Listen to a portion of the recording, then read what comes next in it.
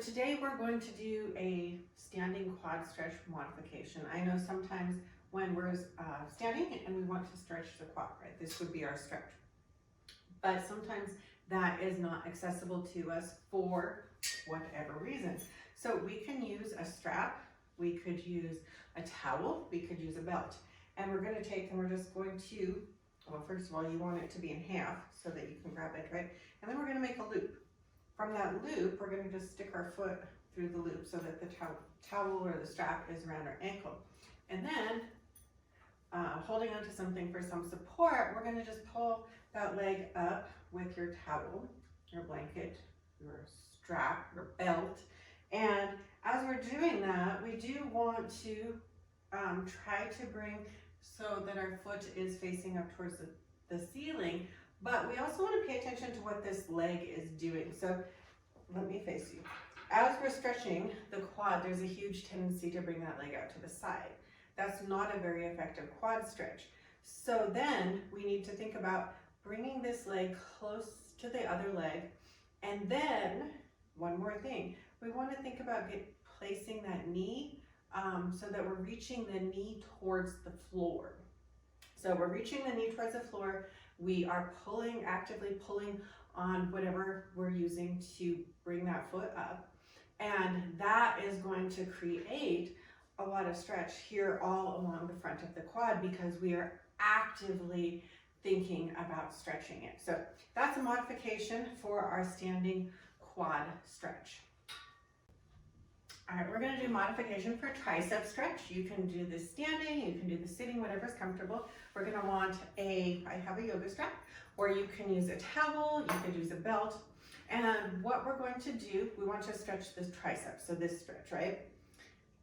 Sometimes that's not accessible. So what we're going to do is we're going to grab our band or a strap, or belt in one hand, and we're gonna put this hand up in the air. The belt's gonna go back behind our body, right? And then we're going to lower that arm. So here I'm going to show you from the back. So we're going to lower the arm, and with the opposite arm, we're going to pull down.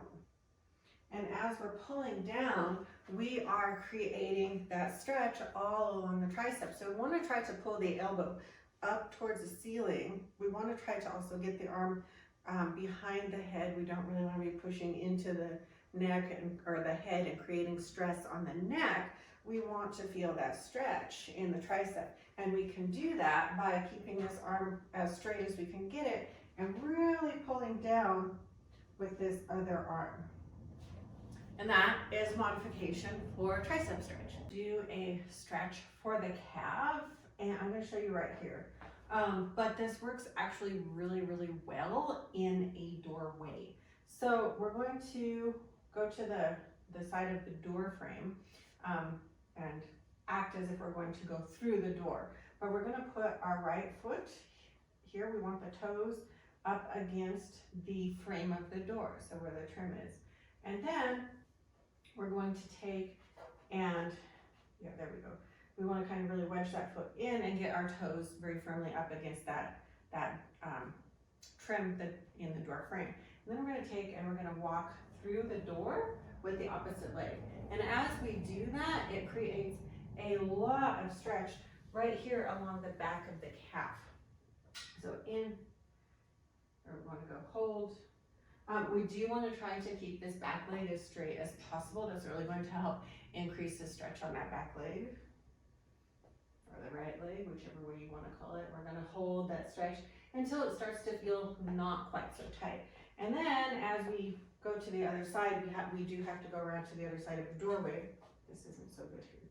And same thing, we're going to walk through, hold that stretch, try to keep the back leg straight, and make sure that we're getting equal stretch on both sides of the body. That is your doorway calf stretch. We're going to do a stretch for our hip flexor, for the psoas. This is going to be an elevated stretch, so it's going to allow you a little bit deeper movement, a little bit deeper stretch. We're going to need a yoga block. So we're going to start out by lying down, and we're going to place our yoga block under one side of our hip. So having that yoga block completely on one side of the glute.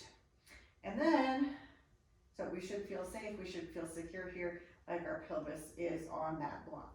We're going to keep the leg bent with the foot on the floor for that leg that we do not have the block under. So for me, my right leg will stay up, my left leg is the one on the block.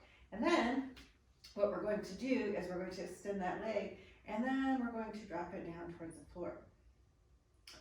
So this allows a little bit extra stretch because you've raised up your body, you've raised the hip flexor and given a little bit of extra length to the muscle. If you're not feeling a whole lot there, you can bring it up to a higher level. So again, you want to make sure that you are secure on that block, and then you're going to lower. And as you stay here, you should feel like the hip flexor is stretching, but as it's stretching and lengthening, the stretch actually gets easier and easier. So I have the block long ways. You can absolutely try putting it down so that it's wide. See if that makes the stretch any better for you. And we do want to keep the non-stretching leg with that knee bent, foot on the floor, so that we have support and we're stable and secure in this stretch. But that is a assisted sort of stretch for our psoas. We're going to do a modification for the front of the ankle stretch, the anterior tibialis. So traditionally, if we were stretching the front of the ankle and the front of the shin, we would want to have our feet underneath our sits bones and our toes pointed straight back. Now, sometimes this isn't accessible, and that's cool, but it just gives us something to work towards. So we can use some tools to make this stretch more accessible. So I have a couple yoga blocks. You can use a yoga block, you could use a bolster, you could use some cushions. You could possibly, if you have some thick books, you could possibly use a couple of those as well. So what we want to do is make this stretch accessible. So we are going to make a seat. So we can stack the blocks up like so. You could stack them higher, put one higher, and put one like so, or the other way around. We want you to feel safe, we want you to feel secure, but we do want to stack up the blocks so that we have somewhat of a raised platform. And then we're going to go back and we're going to sit on this platform that we've made. So we still have the toes pointed straight back. Our knees are not together in this stretch. They are going to be apart so that we have that space to sit back. And we're going to lower and have a seat on our stacked up tower. So as we're here, we should feel stretch on the front of the ankle, the front of the shin. And really, there's no reason to force the stretch. We just want to be here and provide a safe place for our body so that we can start to open up the front of the ankles. And as the stretch becomes more accessible, you can lower your blocks, your tower, and come down to a lower level until eventually, someday, with practice, we have found the space and the length in our muscles to go ahead and be able to reduce that and bring ourselves down into a seated stretch for the front of our ankles. And that's our modification for the anterior tibialis ankle stretch. We're going to do a modification for pigeon. So pigeon can sometimes be challenging because of knee issues, hip issues, for whatever reason. So what we do instead, in yoga, this is actually called deer pose. So you go ahead and set sort of like the way that I'm sitting now. But what we want to do is try to bring our body so that we're at right angles. The easiest way I have found to do this is to actually line up your hip with the edge of the mat so that we have this leg going straight in front of us. And then you're going to bring your shin out so that we have a nice 90-degree angle bent with this leg. And then we take this back leg, for me it's kind of tight, and we're going to bring this leg so that the knee is right in line with the hip. and then we walk the calf, so we have another 90 degrees here. Now, for some of us, this is sufficient stress. Stretch. It could also feel stress or bring up feelings of stress, possibly. If we have really tight hips, it really actually could potentially cause a bit of a feeling of stress. So we're sitting here in this pose. It's called deer, it's called S, because it really does make like an S.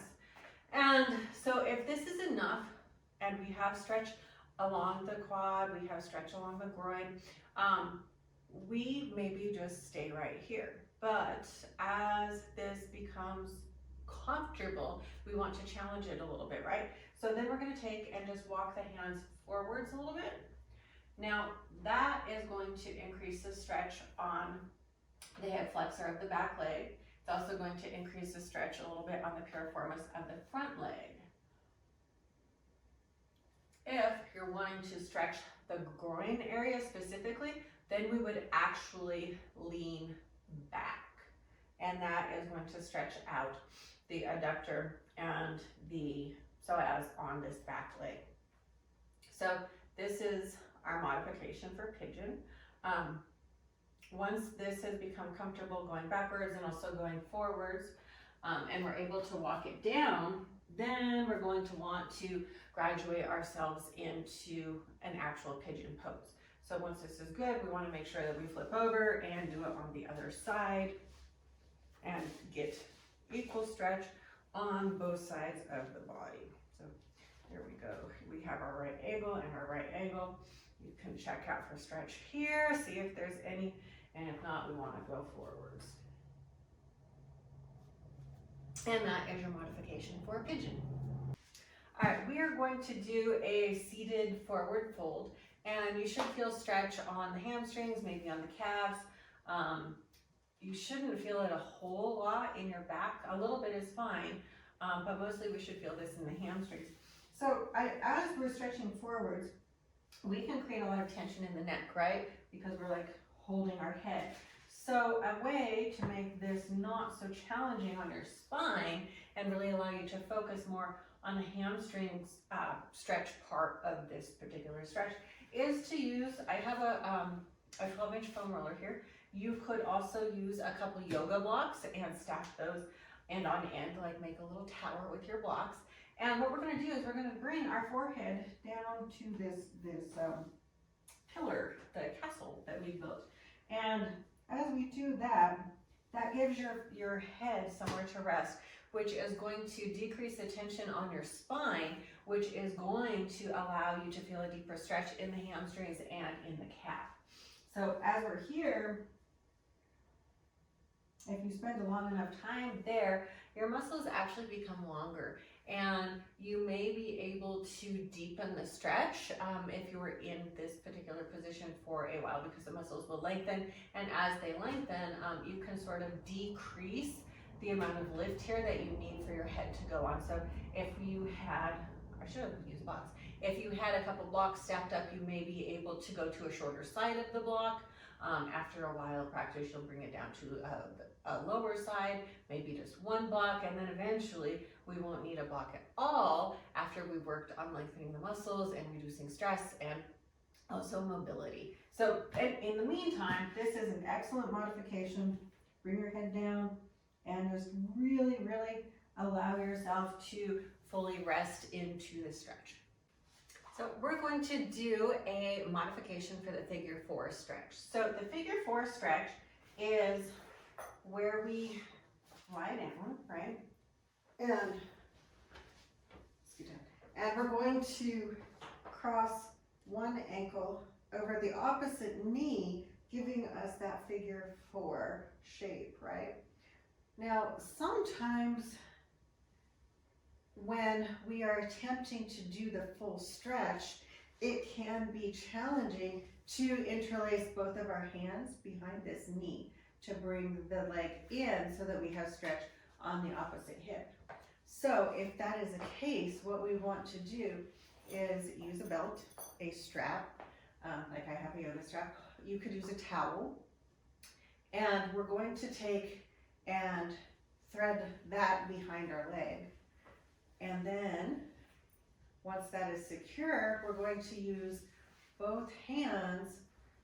So one hand on each end of our tool here, and we're going to pull that leg in. So that gives us a stretch on the opposite hip and allows us to make our arms longer so that they will go better behind the back of the leg.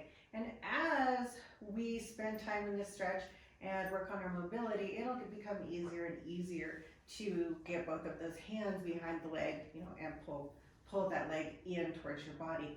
But in the meantime, we'll use this modification, which is an excellent tool for helping you get into the position.